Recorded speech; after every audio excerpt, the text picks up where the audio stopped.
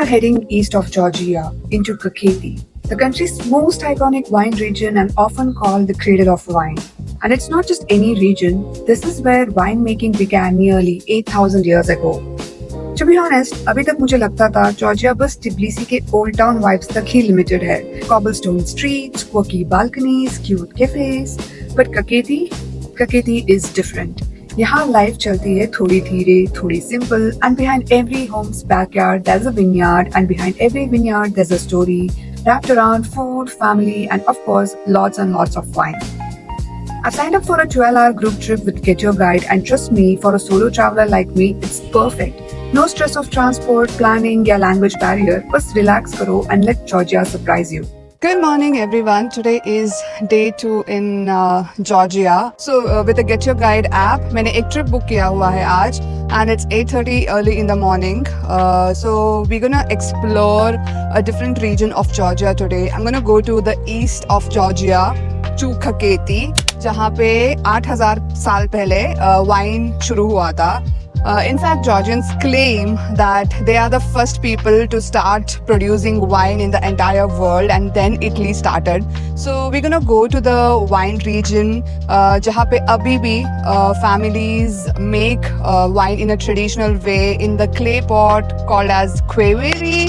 I don't know how to pronounce that, but basically grapes उगा के उसको clay pot में फर्मेंट करके वहाँ से वाइन बनाना, पूरा प्रोसेस देखना. And I am gonna get some free wine to taste because I love wine. So we're gonna go some tipsy and high and enjoy good vibes and good wines today. And from there, we're also gonna go to Signagi, जो कि यहाँ का एक love city के नाम से जाना जाता है. I don't know. I don't have much expectation, but it's going to be a little fun. I know that. And plus बहुत सारे दूसरे लोगों से भी मिलूंगी and नए दोस्त भी बनाऊंगी. So there will be a guide who will guide us and explain each and every part. I don't have to do much of hard work today. वरना थोड़ा difficult हो जाता है. खुद से map पे figure out करो कहाँ जाना क्या जाना, उतने में time चला जाता है. So I think registering for such group trip will save a lot of your time and effort. हाँ थोड़ा बहुत पैसे लगेंगे, but it's still worth the time to see and explore. So फिलहाल अभी मैं हूँ अवलाबरी मेट्रो स्टेशन में. सुबह ब्रेकफास्ट पे मैंने हॉस्टल में बॉइल्ड एग्स बनाए और कल का थोड़ा बचा हुआ फ्रेंच फ्राइज था रात का. So I finish that because I didn't want to waste it. Anyway I am here at the अवलाबरी मेट्रो स्टेशन, एंड जो आप मेरे पीछे देख रहे हो वहाँ पे पूरी गाड़ी खड़ी हुई है, इफ यू कैन सी. सो यहाँ से अलग अलग ट्रिप्स जाएगी दूसरे रीजन्स ऑफ जॉर्जिया के लिए. बहुत सारे लोग साइन अप करते हैं इस वाले ट्रिप पे. So stick with me until the end of this video to get a beautiful exposure of Kakheti wine region. Georgia isn't just another wine destination. It's actually recognized by UNESCO as the birthplace of wine, with traditions going back nearly 8,000 years. For centuries, families here have been using the ancient queveri method to make their wines, fermenting grapes in chained clay pots buried underground where the wine ferments slowly and naturally. The drive into Kakheti felt like I was watching Georgia turn the pages of a storybook. Vineyards rolling into golden fields, sleepy towns tucked between hills, and the Caucasian mountains always standing tall in the distance. But what makes Kakheti so special is that winemaking isn't just an industry here, it's a way of life. हर घर के पीछे एक छोटी सी vineyard होती है, and the wine they make isn't meant for sale. It's meant to be shared over food, feasts, and celebrations. And before we even stepped into vineyards, our journey started somewhere simpler, at a local home. यहाँ पर हमें दिखाया गया how they make shorty puri, a traditional Georgian bread inside this huge clay oven, reminded me of our Indian bhatti tandoor, the one we used to make tandoori rotis. The way they slap the dough onto the walls of the oven and pull it out fresh and crisp, oof, the smell alone was worth the stop. The experience costed us just 3 lari, but honestly being able to support a local family and peek into their everyday life is priceless. In Tbilisi we also have, but there is a gas. Faster, quicker, and cheaper. Here we have the fire. They have big land here when the tree gets all the credits, and so the smoke gives specific flavor and taste for the bread, right? Yeah. So that's the white smoothie. Right after baking the bread, we were welcomed into their backyard, a small garden lined with grape vines, just quietly basking in the morning sun. And then came the huge spread. Freshly plucked tomatoes, soft and juicy from their garden, along with 3 different kinds of homemade cheese. One soft and buttery, one super salty, and one with this earthy, nutty flavor, all made by hand right here. अब सच बताओ तो I never thought that simple things like a warm bread, fresh tomatoes, and cheese could taste this ridiculously delicious. Maybe it was the freshness of the bread, maybe it was just the vibe, but with every bite, I kept sipping this semi-sweet red wine at 10 a.m. in the morning that honestly felt like a burst of grapes in my mouth.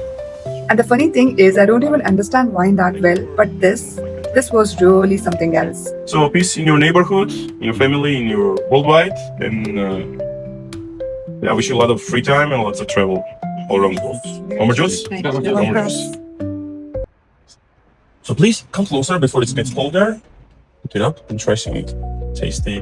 Later, our guide walked us through their vineyard and explained how each grape row is planted at a certain distance to allow proper growth. And here's something fascinating that I learned.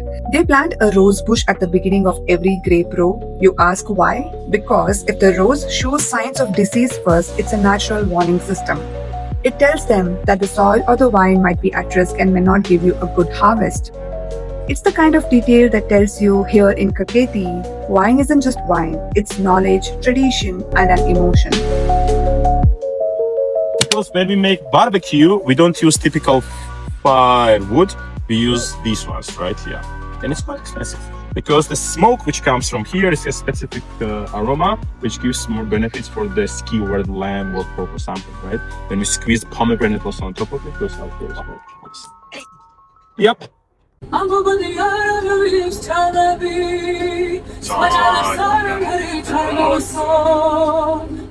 After that beautiful local home experience, our next stop was Budbe Monastery, one of the most important pilgrimage sites in Georgia.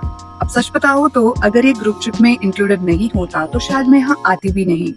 As someone who isn't Christian, I didn't connect to this place deeply, but I still felt the peace of the place. Surrounded by tall cypress trees with views overlooking the Alzani Valley, it's quiet, calm, and serene. They say this is a resting place of Saint Nino, the women who brought Christianity to Georgia, and for locals, this monastery holds a lot of emotional and spiritual value. I didn't stay long, but I did take a moment to just stand here, soak in the silence and admire the view. Not every stop has to leave you in awe, right? I think some are just quiet reminders of how people across different cultures and corners of the world carry their faith in God, in the universe, or just something greater than themselves. From Budbe, we made our way to Signagi, a peaceful little hill town in eastern Georgia, also known as a city of love. Apparently, a lot of Georgian couples come here for their honeymoon or a romantic escape, hence the name. Signagi is very tiny, like you can walk from one end of the town to the other in just 1 to 2 hours, even at the slowest pace. But it's so full of charm with pastel houses, cobblestone lanes, old balconies, and every corner giving you a postcard view. You'll also find this fortress wall running around the town, sometimes called the Great Wall of Georgia. On it are inscribed names of people who fought to protect this region, giving it the silent layer of pride and history. From the fortress wall, you can literally see these beautiful landscapes of miles of vineyard draped in Alzani valleys, and on a clear day, you can even spot the snow-capped Caucasian mountains at a distance. अगर आपको थोड़ा European vibe चाहिए with a lesser tourist, Signagi is perfect for a slow stroll, some cute photos, and of course, lunch with a view.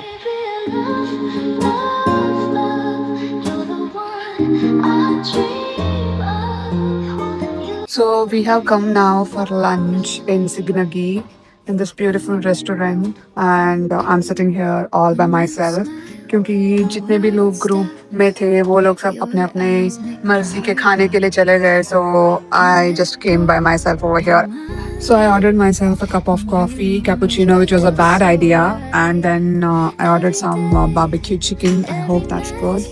क्योंकि बाकी मुझे कुछ समझ में नहीं आ रहा था कि क्या खाऊं because the portions are really too big for one person to eat, and they didn't have side dishes that of my preference. सारे meat based थे या फिर vegetables like plain raw vegetables without any mix of sauce. So I just ordered myself a barbecue chicken.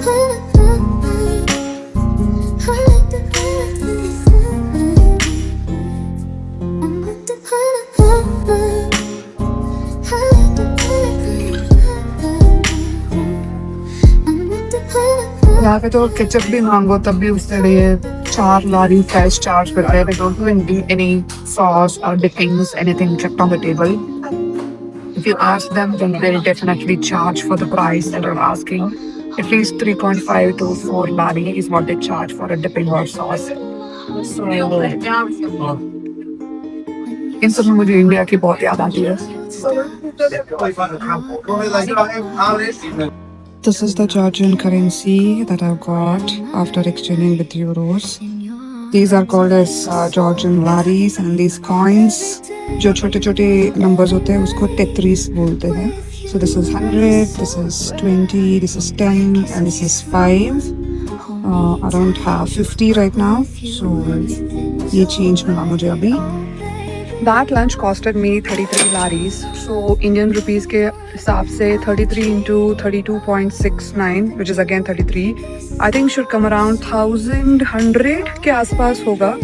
एक plate of chicken with 5 pieces and a cup of cappuccino costed me $1,000. Fact is that I really want to try a lot of Georgian food. They are really famous for savories, bakery savories. जैसे हमारे यहाँ पे puffs मिलते हैं ना India में, वैसे ही यहाँ पे बड़े बड़े अलग अलग तरह के कच्चापुरीज और लोबियानीज, बहुत सारे फ्लेवरफुल savories मिलते हैं. But the problem is they are really huge in size. Like एक कच्चापुरी मतलब इतना बड़ा, मेरा पाम से भी बड़ा होता है. So I don't know if I would really like the taste of it or no. So far I've been thinking कि मैं ऑर्डर करके अगर मुझे पसंद नहीं आया तो फिर खाना भी वेस्ट हो जाएगा और पैसे भी वेस्ट हो जाएंगे.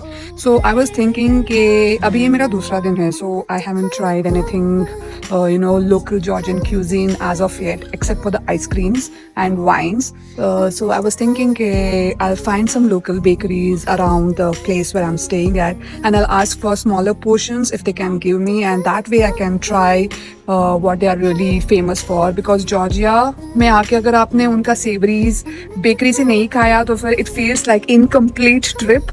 That's what people say, that Georgia is also very famous for their food and savories. From Signagi, our next stop was something I had secretly been waiting for. A local family winery that still makes wine the ancient Georgian way using qvevri. Now what's qvevri? It's a huge clay pot buried underground used for fermenting wine naturally. Like zero machine, zero technology and shortcuts. And why underground, you ask? Because beneath the soil, the temperature stays cool and constant for around 14 degrees Celsius, which is just perfect for a wine to ferment slowly and evenly.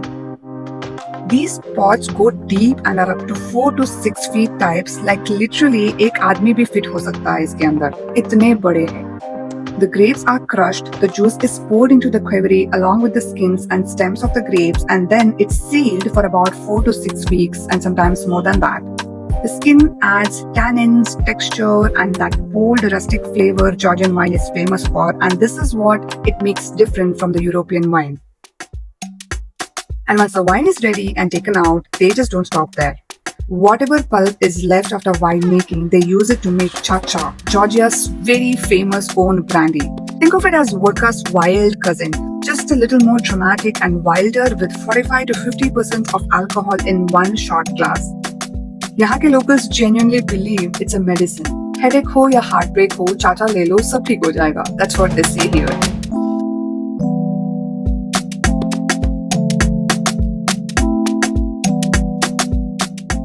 And just when I thought this experience couldn't get more Georgian, we sat down for a supra, a traditional feast with endless wine, home-cooked food and stories. But here's the twist. You can't just clink glasses and drink just like how you do it anywhere else. You need a tamara, the official toast master here in Georgia. Only he can raise a toast and everyone has to follow his orders. No one's allowed to drink until he gives a toast. Every refill, every clink starts with a story, to friendship, to love, to peace, to parents, even to strangers you just met 6 hours ago. By the third toast, strangers did start to feel like old friends from the group, and the wine, let's just say, keep them pouring because they really were delicious.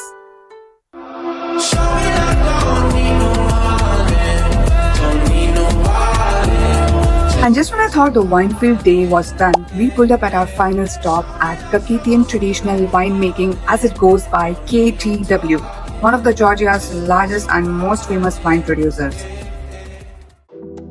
This is our company in the back, KTW. It's called Kakatian Traditional Winemaking, which is founded in 2001. But this building is only 11-year-old. Our company is one of the biggest company in our country, making bottle and sell more than 17 million bottles only 1 year and exported almost 30 countries. Our company is one of the biggest company in our country today. Now this place is massive.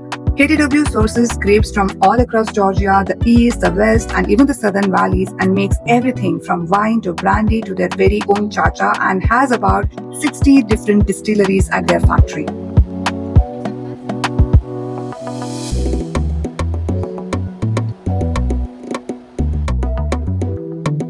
We had a guided tour of the distillery where they explained the winemaking process, how different grape varieties give different textures and tones, and how they store it all in these chained oak barrels for aging. And honestly, did I remember any of that? No.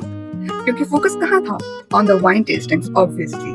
We tasted about 7 rounds of wine, 1 oak-aged brandy, and a shot of cha-cha so strong it could reboot your entire nervous system.